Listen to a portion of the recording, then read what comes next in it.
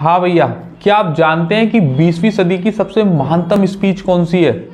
इस नाम को पढ़िएगा। यह है ट्रिस्ट विद डेस्टिनी। एक्चुअली है तो यू, लेकिन इन्होंने यू को वाई कर दिया है, इसलिए ट्रिस्ट विद डेस्टिनी बन गया है ट्रिस्ट विद डेस्टिनी। 14 अगस्त 1947 की रात को जो पहली स्पीच पंडित जवाहरलाल नेहरू ने पूरे देश को दी थी, उसका नाम है ये ट्रिस्ट विद डेस्टिनी। विकिपीडिया के इस आर्टिकल को पढ़िएगा। ये अब तक की 20वीं सदी की सबसे महानतम स्पीच में से एक है। मैं इसका लिंक डिस्क्रिप्शन में दे दूंगा। इस पूरी स्पीच को एक बार आप पढ़ना जरूर।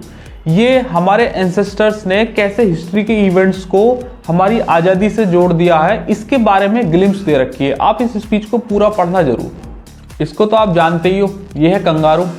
ये दुनिया का एकमात्र ऐसा जानवर है जो उल्टा नहीं चल सकता है। इसकी वजह है इसकी ये भारी पूंछ। इस पूंछ को देखो, ये पूंछ इतनी ज़्यादा वेटेड होती है कि और जानवरों की तरह फ्लेक्सिबल नहीं होती। इसका पूरा बॉडी वेट इस पूंछ पर होता है। ये एक तरीके की तीसरी टांग की तरह काम करती है कंगारू के लिए।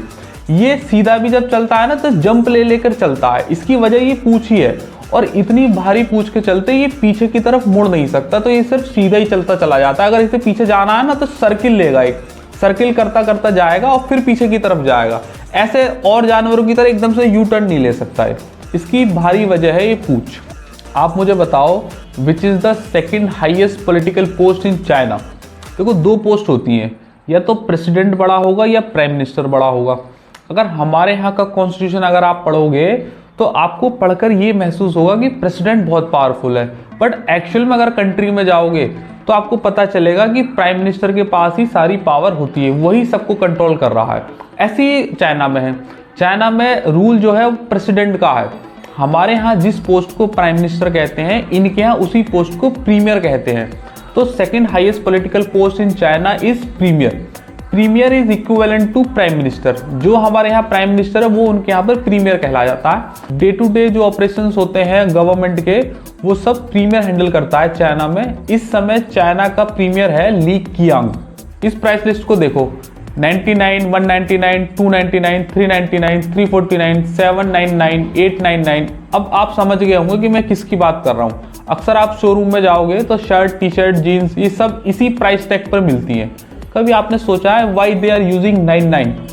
199 का मतलब क्या है? 200 प्राइस है, लेकिन वो 200 प्राइस ना लिख के 199 क्यों यूज कर रहे हैं? कोई तो वजह रहती होगी। बहुत सारे लोगों को ऐसा लगता है कि ये टैक्स बचाने के लिए ऐसा करते हैं। मान लीजिएगा कि 99 की कोई शर्ट है और एक्चुअल में उसकी कीमत 100 रुपीज़ है, तो वो 99 में अगर देंगे तो 2 डिजिट पर टैक्स लगेगा, जबकि 100 में अगर सेल करेंगे तो 3 डिजिट पर टैक्स लगेगा। बट एक्चुअल में ऐसा नहीं है। ये कोई लॉजिक वेरी नहीं करता है, वो होल पर टैक्स लगाते हैं। मैं आपको बताता हूँ, इनका नाम पढ़िएगा। ये है एंड्रू ग्रेक्सन। इन्होंने एक बुक लिखी, pricing strategies for small business. उसमें इन्होंने एक थ्योरी दी, लेफ्ट डिजिट इफेक्ट की थ्योरी। मान लीजिएगा किसी शर्ट का प्राइस है 400 रुपीज। कंपनी ने क्या किया, उसको बना दिया 399। अगर मैं आपके सामने कोई नंबर बोलूं 321, तो आप ऐसे पढ़ोगे, पहले 3 फिर 2 फिर 1। मैं बोला 523, तो पहले आप पढ़ोगे 5 फिर पढ़ोगे 2 फिर 3। मतलब लेफ्ट साइड से पढ़ना सीखा है हमने हमेशा से ही। वही थ्योरी इन्होंने भी दी है कि हम पहला जो डिजिट पढ़ते हैं वो लेफ्ट साइड से पढ़ते हैं। एंड्रू ने कहा कि अगर इस डिजिट को छोटा कर दिया जाए तो ह्यूमन माइंड में एक इमेज बनेगी कि यार अच्छा 400 की नहीं तो 300 के आसपास की कोई है। मतलब वो पहले ही 100 रुपये कम कर देगा। अगर 400 की कोई शर्ट है और वो 399 में अगर आपने लिख दिया, तो पहली इमेज जो पहले 4 की बनती अब वो 3 की बनी है। मान लीजिएगा 8,999 रुपये का कोई आपने फ़ोन खरीदना है और वो उसकी एक्चुअल कीमत 9,000 रुपये है। अगर वो 9,000 लिखते तो पहली इमेज जो आपके माइंड में बनती वो 9 की बनती, अब बनी 8 की। तो आपको एकदम से लगा कि 1,000 रुपये कम हो गए हैं, बट एक्चुअल में हुआ कुछ भी नहीं, 1 रुपया कम हुआ है। और आपको अगर कैश में पे करना है तो 9,000 रुपये देने पड़ेंगे, वो 1,000 रुपये 1 रुपया वापस नहीं करता है। तो मतलब ये एक साइकोलॉजिकल गेम होता है, इसके पीछे और कोई भी चीज़ नहीं है। सिर्फ कस्टमर को अट्रैक्ट करने के लिए वो 100 के बजाय 99 यूज करते हैं। नेक्स्ट फैक्ट की ओर चलते हैं। साइकिल हो, बाइक हो, गाड़ी हो, ट्रक हो, रेलगाड़ी हो, या तक कि प्लेन भी हो, सब में ब्रेक होते हैं। क्या आप जानते हो कि पानी के जहाज में ब्रेक होते हैं या नहीं होते? पहले तो मैं आपको बता दूं, पानी के जहाज में कोई ब्रेक नहीं होता। फिर आप ये सोचोगे कि वो रुकता कैसे होगा, तो ये 3 मेथड पढ़ो।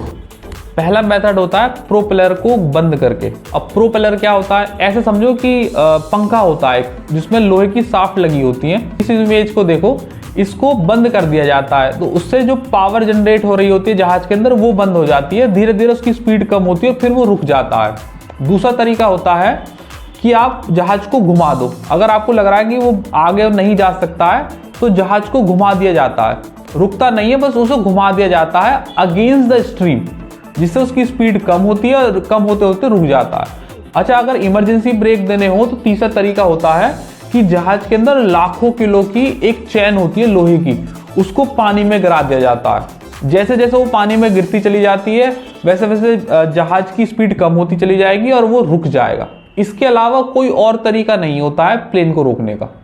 क्या आप जानते हैं कि एटीएम का जो पासवर्ड है वो 4 डिजिट का ही क्यों होता है? देखो, ये है जॉन बैरन, इन्होंने एटीएम का आविष्कार किया था और जब एटीएम बनाकर इन्होंने पासवर्ड सेट किया तो वो 6 डिजिट का सेट किया था और सबसे पहला यूज अपनी वाइफ से कराया। तो इन्होंने देखा कि उनकी वाइफ को शुरुआत के सिर्फ 4 डिजिट ही याद रह रहे हैं, लास्ट के 2 डिजिट वो भूल जा रही हैं। तो बाद में इस चीज को देखते हुए इन्होंने पासवर्ड 6 डिजिट के बजाय 4 डिजिट का कर दिया गया। इस रिपोर्ट को पढ़िएगा, बाद में ये पता चला कि ह्यूमन साइकोलॉजी में ह्यूमन सिर्फ 4 डिजिट ही आसानी से याद कर सकते हैं, 4 से ज्यादा 5 या 6 होंगी तो याद करने में थोड़ा मुश्किल होता है, इसलिए पासवर्ड 6 डिजिट के बजाय 4 डिजिट का कर दिया गया। स्क्रीन पर इस पिक्चर को देखिएगा, अगर आप इनको नहीं जानते तो मैं इनका नाम बताता हूँ। इनका नाम है संत सियाराम बाबा। अगर आपको कोई चलता फिरता ज्योतिर्लिंग देखना है ना तो आप इनके दर्शन कर लो। 109 साल के हैं, 21 घंटे रामचरितमानस पढ़ते हैं, 12 सालों तक मौन व्रत रखा था, 10 सालों तक खड़े होकर तपस्या की थी। scoopbook.com के इस आर्टिकल को पढ़िएगा, यहाँ सिर्फ 10 रुपये चढ़ावा लिया जाता है। अगर आप 10 रुपये से ज़्यादा चढ़ावा देंगे तो सिर्फ आपसे 10 रुपये रख के बाकी सर आपको वापस कर देंगे। मध्य प्रदेश के नर्मदा नदी के किनारे एक गाँव है भटियान, वहाँ इनका आश्रम है। एक बार इनके दर्शन जरूर करके आइएगा।